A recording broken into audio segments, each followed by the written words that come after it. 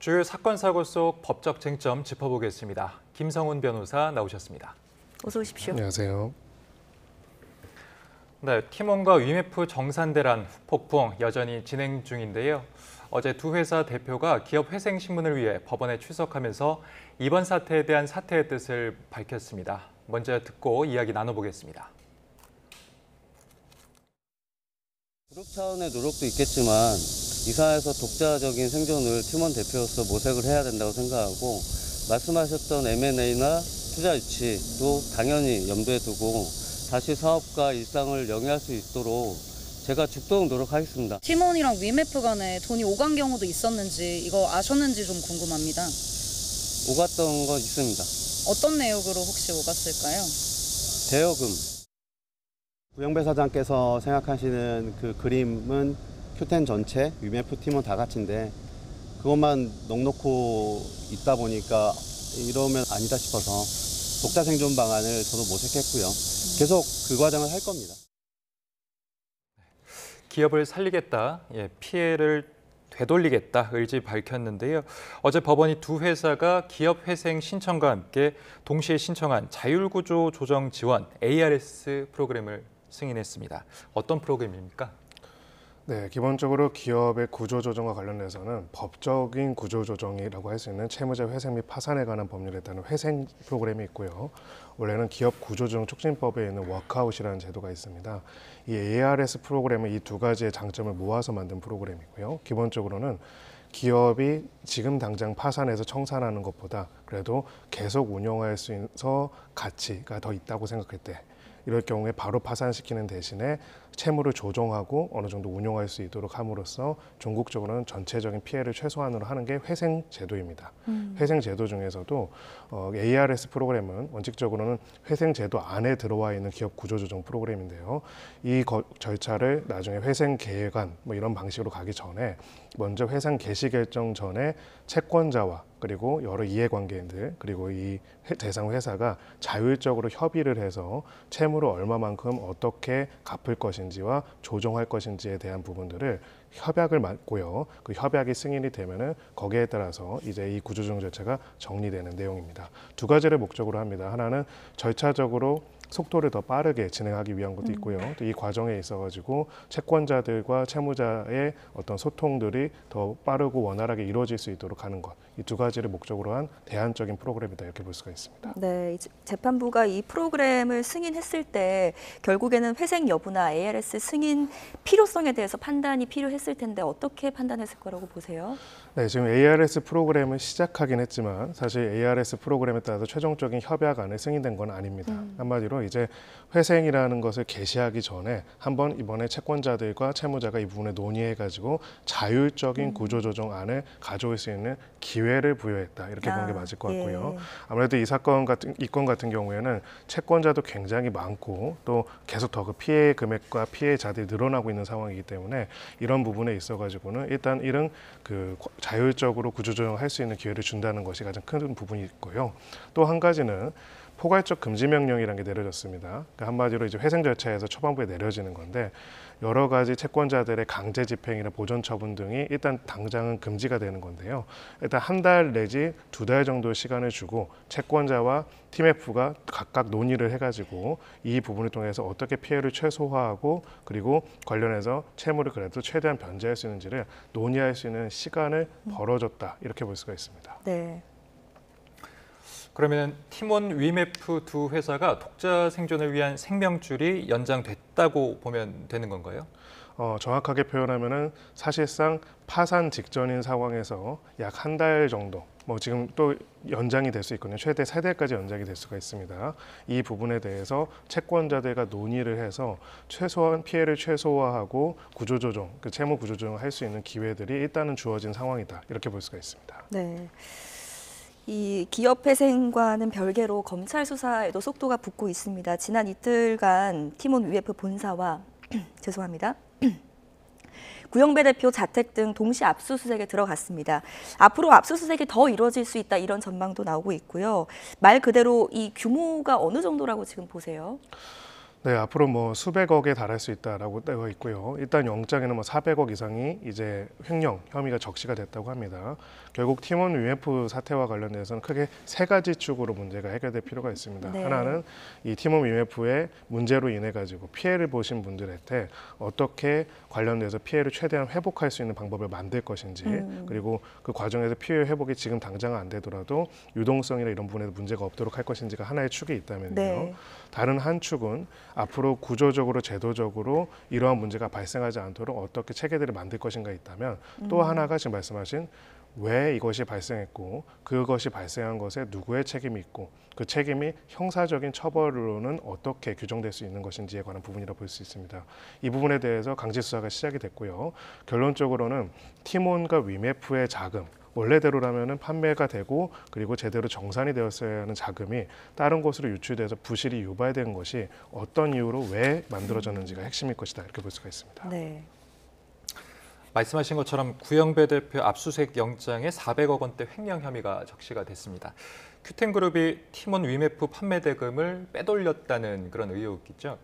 근데 검찰이 그 큐텐그룹 재무라인 핵심 관계자를 또 조사 중이라고 하는데, 이런 돈의 흐름이 이걸로 드러날 걸로 보시나요? 기업 간의 수백억 원의 규모의 거래라고 한다면은 사실은 돈이 어떻게 오고 갔는지는 이미 자료가 다 남아 있을 것입니다. 그리고 아까 그 대표이사의 또 발언 중에서 대여금이라고 표현하는 부분들이 있잖아요. 결론적으로는 지금 구체적인 내용들을 확인을 해봐야겠지만은 고객들로부터 결제를 받은 다음에 그 결제를 받은 금액을 원래는 판매업체들한테 정산을 해줘야 하는데, 이 부분에 있어가지고 유동성이 부족하거나 부족할 것이 예상되는 상황에서 오히려 그 돈을 제3의 회사, 대주주와 관련 있는 회사나 대주주 회사 쪽에 대여를 했다고 한다면은 그 부분들이 사실상 업무상 횡령이 아닌가라는 혐의점을 가지고 수사가 진행될 것으로 보이고요. 네. 두 번째는 결론적으로는 이 회사의 이익을 침해해가지고 업무상 배임을 종용하고 하도록 하는 것이 있지 않을 것인가라는 혐의점도 두고 문제 제기가 있을 것이라고 볼 수가 있습니다. 네, 말씀하신 것처럼 수사 진행을 계속 살펴봐야 될 것 같습니다. 무엇보다 이 구영배 대표 이번에 국회에 출석해서 이번 사태를 7월에 알게 됐다, 이렇게 입장을 밝혔잖아요. 그런데 또 전 직원의 제보가 있었습니다. 이번 정산 지원 사태 미리 알고 있었다, 이런 제보를 하기도 했고요. 또 큐텐 내부에 답변 매뉴얼까지 존재했다, 이런 얘기도 있더라고요. 국회 출석 장면 보셨습니까? 네, 그래서 결론적으로는 팀원이나 위메프가 이렇게 정산이 지연돼 소위 말해서 유동성이 위기 상황이라는 것을 내부적으로 인식하고, 네. 그렇다면은 여기서 중요한 부분이요. 이 사건에서 형사적인 범죄에서는 팀원 위메프의 자금을 횡령을 하거나 팀원 위메프의 소위 말해서 경영자가 업무상 배임을 저질렀는지에 관한 부분도 있지만, 네. 고객, 소비자들과 판매업체들과의 관계에서는 사기 혐의점이 또 있습니다. 한마디로 돈을 지급받더라도 그러한 의무를 이행할 의사와 능력이 없는 상태에서 돈을 한다면은 그 부분에 있어가지고 사기가 될 수 있거든요. 결론적으로는 고객들한테 결제를 받았더라도 혹은 판매업체들이 이 회사를 믿고 고객한테 용역과 서비스와 제품을 보냈다고 하더라도 양쪽에 다 필요로 하는 것들을 제공하지 못할 상황인 것을 인지한 상태에서 그럼에도 불구하고 영업을 계속하면서 이 부분에 있어가지고 피해를 입혔다고 한다면은 이것은 사기가 될 수 있습니다. 그렇다면 여기서 중요한 거는 그런 유동성 부족 상황과 상태라는 거를 언제 어떻게 인식했는지, 혹은 인식했음에도 불구하고 그러한 행동을 계속했는지가 되게 중요하기 때문에 언제라는 건 굉장히 중요한 부분이라고 볼 수가 있습니다. 네. 게다가 이번 정산 지원 사태가 수면 위로 드러나기 전에 대규모 할인전 프로모션 이런 것들도 좀 진행했었다고 하더라고요. 그래서인지 일각에서는 이게 어떻게든 돈을 좀 끌어모으려고 했다, 이런 의혹들이 나오던데, 여기에 대해서 좀 어떻게 생각을 하십니까? 네, 그렇습니다. 기본적으로는 유동성 위기가 단기적인 위기가 아니라 수익성의 급속한 악화로 인한 것이라고 본다고 한다면은, 어찌 보면은 그러한 부분에 있어서 이미 정산을 지급하지 못할 것이 예정되어 있는 상황인데, 근데 굉장히 큰 폭의 할인을 내세워가지고 공격적인 마케팅을 해가지고 현금을 가져오게 된다면 결론적으로 이것은 이 재무 상태를 더 악화시킬 수밖에 없을 것입니다. 그렇다면 결론적으로는 이거는 소위 말해서 회사를 성장시키거나 존속시키기 위한 것이 아니라 이런 유동성 위기 상황에서 변제할 의사와 능력이 없는 상태에서 이제 소비자들이 더 기망해가지고 자금을 끌어들이려고 했던 것이 아니냐라는 의혹이 당연히 제기될 수가 있고요. 네. 이 부분에 대해 가지고는 수사가 진행이 된다면은 이러한 유동성 위기 상황 그리고 당시에 그런 프로모션을 진행한 이유 그리고 해당되는 자금의 공백을 어떻게 메꾸고자 했는지 혹은 메꿀 생각이 없었는지가 되게 중요한 요소로 다루어질 것입니다. 네. 구영배 대표가 이제 기습적으로 회생을 신청하기 직전에 사재 출연도 언급을 했었고 또 다시 집을 활용해서라도 운영 자금을 마련할 계획이라고 밝혔지만 아직 구체적인 행동은 없는 것 같습니다. 피해 보전 의지 있다고 보시나요? 피해 보전의 의지는 이제 뭐 다시 더 봐야겠죠. 후속적인 조치들을 봐야겠지만은 일단은 제가 보기에는 티몬과 위메프의 채무 조정 절차, 즉 소위 말해서 지금 ARS 프로그램을 진행하고 있는 과정을 통해서 어느 정도 채무 조정이 나오고 거기에 따라서 채무 조정안이 확정이 되면은 그 채무 조정안에 따라서 자금을 집행하는 과정에서 구 대표가 자신의 재산을 출연하겠다 이런 얘기가 아닐까 그렇게 예상할 수 있습니다. 왜냐하면은 이 이야기가 나오고 나서 회생 신청이 거의 동시에 이루어졌거든요. 사실상 네. 그렇기 때문에 그런 부분으로 일단은 보이고요. 다만 이거와는 별개로 아까 우리가 수사 얘기들을 했는데 만약에 업무상 횡령이나 배임 그리고 사기라고 할 수 있는 형사적인 범죄가 있다라고 한다면은 이런 개인의 의지에 따른 문제를 떠나서 그로 인해서 피해를 보신 분들이 거기에 대해서 소위 말해서 불법 행위로 인한 손해배상 청구를 하거나 집행을 하는 것 또한 예정이 되어 있다라고 볼 수가 있습니다. 네. 큐텐 본사가 싱가포르에 있습니다. 자금 추적이나 재산 추징이 쉽지 않아 보이기도 하는데 어떤 방법이 있나요? 네, 기본적으로는 여기서 두세 가지를 볼 수가 있는데요. 여기서 책임을 지는 주체가 소위 말하는 쿠텐인가 아니면은 이제 구 대표인가에 따라서 전혀 달라집니다. 이 분위기 결과가 달라지는 거는 구 대표라고 한다면 원칙적으로 구 대표의 지분이 대상이 되는 것이고요. 큐텐이라고 한다면 큐텐이 가지고 있는 자산 자체가 이제 대상이 될 수가 있습니다. 지금 불법 행위의 구성의 내용에 따라가 좀 그게 조금씩 다를 수가 있는데요. 만약에 구 대표의 지분이라고 한다면은 기본적으로는 압류하거나 집행하는 것 자체는 얼마든지 할 수가 있을 것이고요. 싱가포르라고 하더라도 해외라고 하더라도 기본적으로 우리나라 법원이나 이런 판결로서 관련된 부분들이 확정이 된다면은 이거를 가지고 해당되는 법원에서 또 승계해가지고 집행할 수 있는 그런 구조들 또한 가질 수는 있습니다. 다만 우리나라 수사기관이라든지 우리나라 사법부의 힘이 바로 미치진 않기 때문에 이러한 법적 절차를 진행되는 과정에서 만약에 재산의 일부를 유출시킨다거나 감소시키는 방식으로 회피하고자 한다고 했다면은 이거는 별도로 또 하나의 우리나라 법상의 강제집행 면퇴 등의 범죄 행위가 될 수가 있습니다. 네, 철저한 수사와 함께 이 피해자 지원 회복이 좀 빨리 이루어졌으면 좋겠습니다. 다음 주제로 넘어가 볼게요. 한밤에 40대 가장이 아파트 정문에서 일본도로 살해되는 충격적인 사건이 발생했습니다. 일단 이 사건의 개요와 또 혐의 좀 짚어주시죠. 네, 뭐 이렇게 합리적으로 뭔가 설명할 수가 도저히 없는 내용인데요. 네. 기본적으로 그 주거 지역이라고 할 수 있는 아파트 정문에서 이제 가해자가 이제 피의자라고 할 수 있죠. 피의자가 이제 피해자를 살해한 사건들이 벌어졌는데 또 충격적인 거는 뭐 사실 일면식도 없는 상황이고 그리고 그 다음에 동맹의 동기에 대해서 이야기하는데도 도저히 납득할 수 없는 부분들이 예. 있습니다.